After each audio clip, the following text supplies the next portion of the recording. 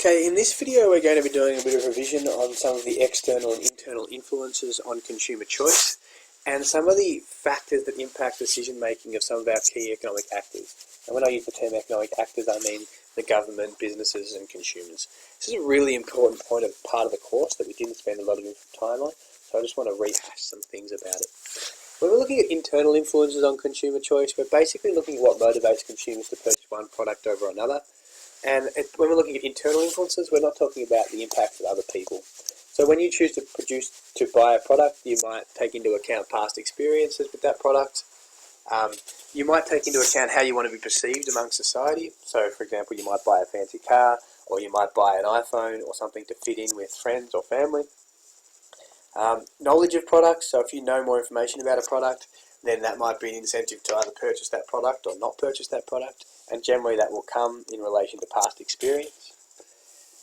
Position in the community, so if you've recently become a parent, that's going to affect your buying choices based on who you are and what is now important to you. Past attitudes to products, obviously the pretty obvious one. Think if you have a positive attitude towards Apple iPhones over Samsung Galaxies, then you're more likely to purchase that product, and that may come from past experience or knowledge of the products, or just because you like to have an attitude about something and like to get involved in debates. Your level of patience and risk might impact what sort of products that you buy as well, so you might not be patient enough to purchase certain products. That may mean you're not willing to stand in a line for an hour or something like that. So internal influences, things that aren't motivated by other people, that impact our decision making. The main ones: past experience, knowledge of products, attitudes to products, and how you want to perceive yourself in society. External influences, this is the influence of others on your choices, and that might mean the buying decisions of others. Friend gets an iPhone, you want to get an iPhone. Your culture, so certain cultures will be more inclined to buy certain products. Reviews by organisations will impact your purchasing decisions. So if it's a good review, you're more likely to buy it, obviously. And advertising is one of the main ones. Advertising to establish brand loyalty, so you're more likely to buy their products. And that's massive from your companies like Nike and Adidas and Coke and iPhone, Apple, and all of these products. The physical environment of the the supermarket. So again, a lot of those products that you're more likely to buy impulsively are at the front, and that's influencing you to buy those products like chewing gum or chocolate bars because they're at the front of the store. And you're more likely to buy them because they're there and they're impulsive products. And the government can also influence consumer choice by placing taxes on things, by subsidising other products, plain packaging laws, trying to prevent us from, buying cigarettes. So these are your external influences on consumer choice: culture, buying decisions of others, reviews, advertising, physical environment of the store, and the government. Okay, the second part of this video is looking at some of the economic factors influencing the decisions of economic agents. So what we're looking at is external factors that impact consumer behaviour, business behaviour, and government behaviour. And we're going to go through each of them individually. So some factors impacting consumer behaviour. Again, we know that consumers want to maximise their utility, subject to budget constraints, and they want to get the most satisfaction out of their limited income or money. So some influence, and we've kind of already looked at these, but your culture can have an impact on consumer behaviour. Activities of non-for-profit organisations can impact what you choose to buy.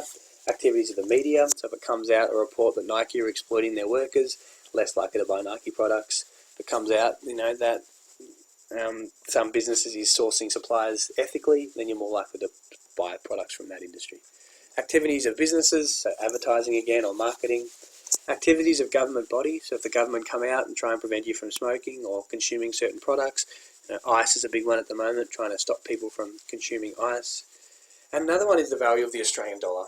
We know when the Australian dollar is higher, that we're more likely to purchase imports. If it's low, then we're more likely to purchase Australian-made goods and services because we can't afford many imports. So there's the impacts on consumer behaviour. Impacts on business behaviour, and this is the big one that we want to focus on in this video. So businesses seek to maximise their profits. They want to maximise their revenue and minimise their expenses. So some factors impacting business decision making. First one, and this is the big one, activities of union bodies. So they're things like pressure groups, and the big one is the ACTU, and their job is to fight for wages and conditions. So they might fight to, you have to increase the minimum wage, or they might stop businesses from constantly replacing capital with labour. So, supermarkets, checkout people might have gone and fought against self-service checkouts because they're going to lose their jobs. And the union bodies would lobby to try and improve their wages and conditions. Activities of government bodies, so OH&S laws, discrimination laws might affect who you hire, might affect how safe you are. Subsidies will encourage you to produce certain products. Taxes or bans will prevent you from producing certain products. So again, the government can have a big impact on business behaviour. These are the two main ones I would focus on if you got asked a question on how some of the impacts on business behaviour. But other things, the value of the Australian dollar. Okay, if the value of the Australian dollar is really low, then it might be really, say very, very high, then it might be really cheap to buy imports. So businesses might have to lower their wages so they can sell things cheaper. Activities for non-for-profit organisations, activities of the media. Again, we might be less likely to exploit our workers because it comes out in the media, or there's something about our product that's derogatory that hurts our profits and makes us change our decision making. And community attitudes is another big one. Okay, if there's an attitudes for people that we need to be more environmentally conscious, then firms will adapt to this and become more environmentally friendly in their use of resources, or more ethical and sustainable. Here's an example of a question you might get. Explain how the government and one other economic factor may influence the decision making of businesses, and in this case like SPC, which produce all your canned fruit. So here's how you would go about answering it. SPC's decision making is affected by numerous economic factors, including governments and the unions. So they've chosen unions as their example. In the case of state and federal governments, they will influence the decision making of SPC via taxes, laws, regulation, subsidies. Okay. In this case, basically their unwillingness to give a subsidy to SPC will impact on their decision making about continuing in the market. So because they're not providing support, this will result in them pulling out of the fruit market altogether. So the government, one impact on producers, maybe the government gives a lack of support that leads to them shutting down. Another factor may be the influence of unions. Okay, they may resist any changes to wages and conditions to combat the increased international competitiveness. So, SPC might be wanting to lower their wages because they're not competitive enough, but then the unions come in and fight and say, no, you can't lower the wages and conditions of employees. So basically, then they're stuffed and they can't compete overseas. So, for example, to the extent that wages and conditions of SPC workers is extremely generous, this increases production costs and reduces SPC's competitiveness, and therefore they're unable to compete with low-wage countries. So two things that have influenced the government because they're not subsidising them, and the unions because they're making them pay higher wages and have better conditions, which is making them less competitive. This potentially makes it more likely that SPC will cease production and reallocate overseas. So again, using the government and the unions as your two examples. Explain how the government and one other economic actor influences the decision-making of SPC. It's the same question, but you may have also referred to the high Australian dollar or cheap imports as examples. So you would say that the high Australian dollar is making imports cheaper, which may lead to SPC management having to reduce prices, cutting wages, asking for government support. So they're more likely to do that if the Australian dollar is lower. So it's not enough, as they say here, to just say that the high Australian dollar, would lead to more importing. You need to explain how that's going to impact the decision-making of SPC. So SPC cut their wages, they ask for support because there's too much pressure, because the Australian dollar is too high.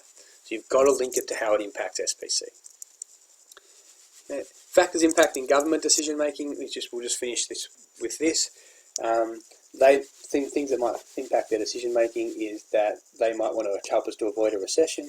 So therefore, they might act and spend a lot of money. So, for example, when we were in 2009.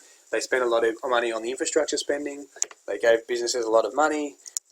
Schools a lot of money. They spent it on gyms, but a lot of those wasted the money and spent the money too quickly.